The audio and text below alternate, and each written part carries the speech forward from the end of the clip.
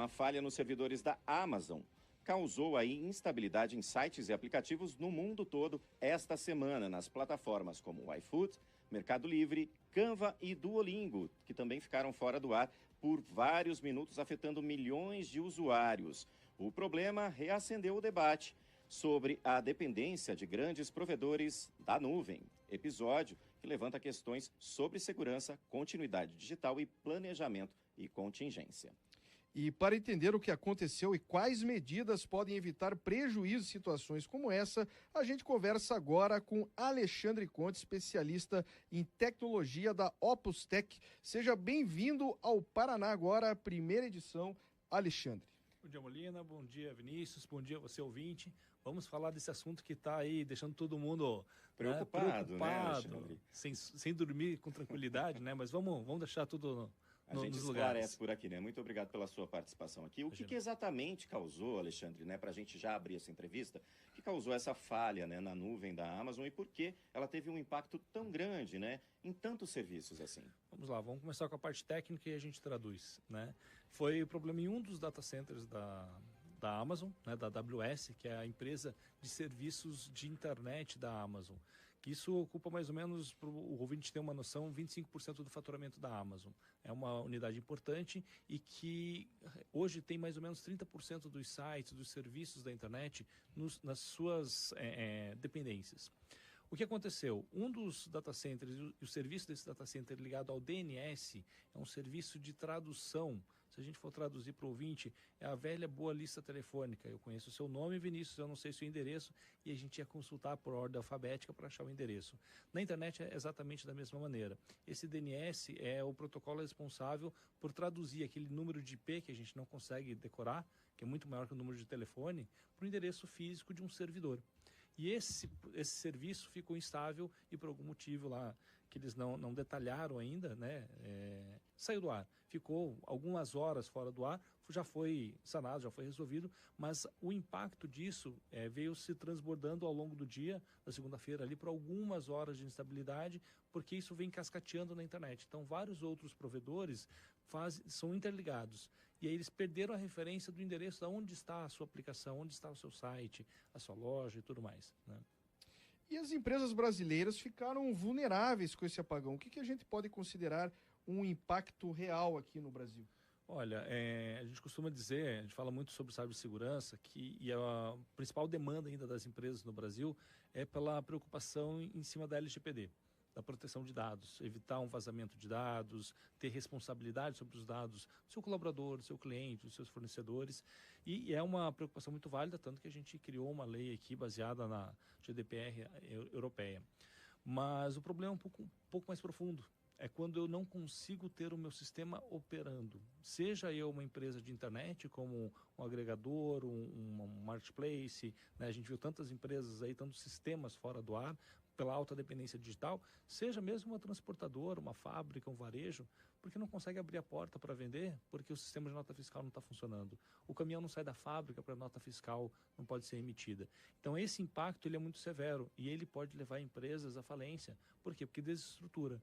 Em situações ainda mais severas de sequestro de dados ou de perda permanente, você não consegue reestruturar esse ambiente para dar continuidade no seu negócio.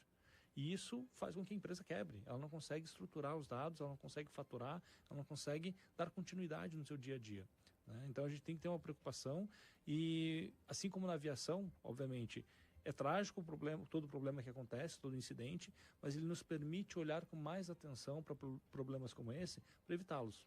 E, Alexandre, esse tipo de pane, né, poderia ter sido evitado ou ter sido contornado de uma forma mais rápida? Sim, com certeza. Aí a gente tem que analisar algumas camadas, né?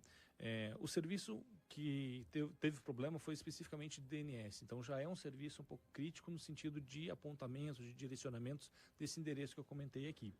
Mesmo assim, a Amazon possui redundâncias. Porém, esse serviço caiu e complicou o serviço de redundância da própria Amazon, né? Agora, eu não culpo tanto a Amazon, porque hoje acontece aqui, acontece lá, problemas acontecem. Poucos não deveriam, né? É pouco provável, mas problemas acontecem. O que as empresas precisam ter E aí eu faço um alerta aqui para a gestão, não para a gestão de tecnologia, que essa sabe, mas a gestão de negócio das empresas precisa ter contingência. É como um seguro do carro. Você não tira o carro da concessionária sem o seguro. Ah, mas eu gastei um pouquinho mais no sistema de som Bluetooth aqui, mês que vem eu faço seguro. Não façam isso. Tem que ser prioridade, né? E na internet não é diferente. Então, respondendo a tua pergunta, sim, poderia ser evitado com redundâncias. Então, hoje se eu tenho um serviço de disaster recovery, que é um nome bonito em inglês, para a gente, né, poder se recuperar de um desastre, de um incidente como esse, rapidamente eu faço o reapontamento para uma outra estrutura, seja no mesmo fornecedor, seja num fornecedor diferente, que garanta a continuidade do meu negócio, que o meu serviço, meu sistema continue operando. O que acontece é que, principalmente na Amazon, tudo é cobrado à parte. E aí, pela economia, você fala, não, isso aqui não precisa, eu vejo depois. Né? E o Brasil é um grande alvo de ataques cibernéticos no mundo, não só pelo tamanho da economia, o tamanho do país continental, mas pela nossa baixa maturidade de segurança. Nós ainda saímos da concessionária sem fazer o seguro do carro. Então, será que eu estou fazendo backup? Será que eu estou fazendo o disaster recovery do meu sistema, do meu ambiente computacional da empresa? Porque isso aqui é muito pouco provável. A questão é a seguinte, não é mais um momento se acontecer, mas sim quando acontecer. Segunda-feira aconteceu. Quem tinha um disaster recovery rapidamente fez um reapontamento e o usuário final não sentiu. Todos nós, usuários de vários aplicativos, de várias empresas, né, até bancos tiveram instabilidades na segunda-feira, porque não tinha essa redundância, não tinha esse reapontamento de servidores. O susto agora serve, então, para o pessoal já se planejar e tomar medidas aí para evitar isso. Então. Exato, precisa ser educativo, né? Assim eu comentei, assim como na aviação, quando cai um avião, o mundo inteiro para entender o que houve de errado e como isso pode ser resolvido na causa raiz. Na tecnologia da mesma forma. Então a gente tem que tirar esse aprendizado, até porque é mais fácil, mais barato, mais inteligente a gente aprender com o erro dos outros. Eu não preciso passar por isso dentro de casa para daí me movimentar. Porque é uma economia que daí sai caro, né? Sai caro. Sai caro. E Alexandre, qual é o risco, né, de depender tanto assim, né, desses provedores, né, na nuvem, se eles acabam não funcionando? Então, hoje a nuvem ela tem toda uma orientação de vários institutos de tecnologia apontando como uma boa solução. Né? Eu costumo dizer que hoje é mais seguro você estar num provedor, seja ele grande ou pequeno, do que estar dentro de casa. O que é o estar dentro de casa? Ainda é aquele servidor embaixo da mesa, dentro de uma salinha da TI, fechada a chave, que muitas vezes o dono da empresa tem orgulho, e eu já trabalhei em empresa que o cara tinha orgulho, mostrava, eu falei, não faz isso. Mas ele gastou alguns milhões ali com o servidor. Um servidor hoje é caro, a gente está falando de 200, 300, 500 mil reais um bom servidor. Né? E você vai montando uma infraestrutura, só que você tem que ter um ar-condicionado para essa sala, você tem que ter uma mão de obra especializada, tem que ter controle de acesso físico. Você começa a virar um mini data center dentro da sua empresa. E provavelmente você não vai ter os níveis de segurança, de redundância que um data center consegue oferecer. Caiu energia, você tem um gerador para manter esse servidor funcionando? Olha o nível de paranoia que você começa a entrar. E não é o seu negócio lá é a transportadora, é a farmácia, ou nós aqui como uma rádio, uma empresa de comunicação. Então uma empresa de data center, de nuvem, ela oferece toda essa neurose de segurança. Agora, a concentração, ela de fato gera um risco. Então aí tem um conceito de multi-cloud, de você fazer a redundância da redundância. Se no mercado imobiliário a gente tem a lei dos três L's, né? Localização, localização, localização para comprar um imóvel. Na internet, na tecnologia, a gente fala de redundância, redundância, redundância. Eu tenho que ter backup, eu tenho que ter uma cópia, eu tenho que ter um disaster recovery. E Alexandre, muita gente em casa está perguntando, né? Essa instabilidade afeta também os dados pessoais ou é só um problema que interfere no serviço de um modo geral? Especificamente o que aconteceu essa semana com a AWS, ela não foi um ataque, não foi um sequestro de dados, não teve vazamento ao dado das pessoas, as informações. Foi uma falha no sistema de redirecionamento. Sabe quando a gente está usando o GPS, ele manda virar à direita e a gente mal criado, como geralmente vira à esquerda? O que ele faz? Ele faz um recalculando, né? O DNS ele faz isso, ele faz os reapontamentos. E essa falha no apontamento fez com que o nosso serviço, a nossa solicitação aqui no aplicativo, no sistema, não chegasse onde deveria chegar, que era o servidor A, o servidor B. E isso fez com que a gente o serviço ficasse indisponível para nós.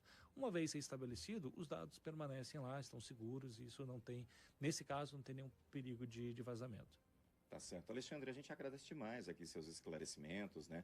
Deixando o pessoal de casa aí mais tranquilo, mais seguro. E aí também ajudando, inclusive, né, as empresas se planejarem para evitar que esses problemas sejam maiores ainda, viu? Nós conversamos com o Alexandre Conte, especialista em tecnologia da Opus Tech. Ele explicou para a gente os impactos, gente, da recente falha na nuvem aí da Amazon e os riscos, né, da dependência de um único provedor e melhores práticas para garantir a continuidade digital das empresas. Muito obrigado pela sua presença mais uma vez. Um ótimo dia para você. Eu que agradeço. Viu? Obrigado, gente. Um bom programa.